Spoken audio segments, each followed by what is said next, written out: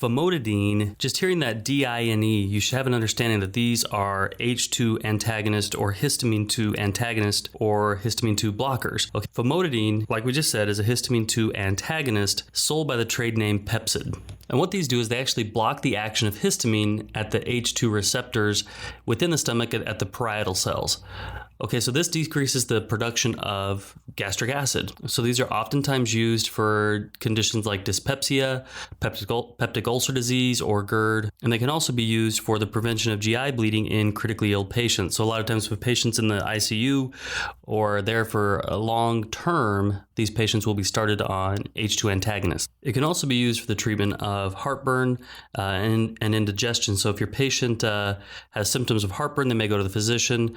And it's really important, though, to keep in mind here that you should really assess your patient's heartburn and chest pain, because some patients can misdiagnose the chest pain, and instead of being heartburn, it can actually be angina.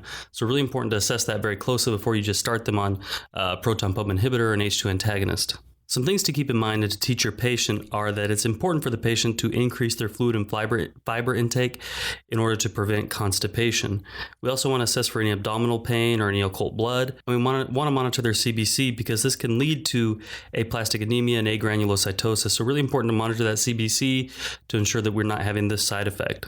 H2 antagonists and famotidine also can lead to arrhythmias. So it would be important to check your patient's EKG prior to starting it, check it once they're on it, and to see if there's been any changes in their EKG.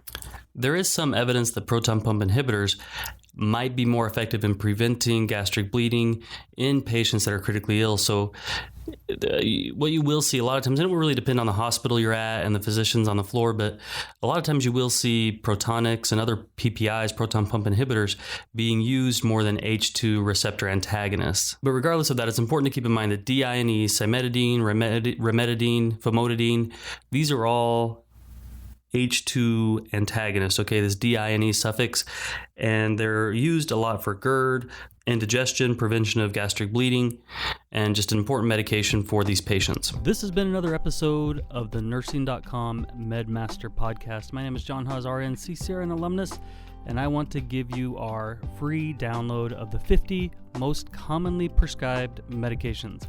To get that free download, just go to nursing.com/50meds. That's 50, nursing.com/50meds.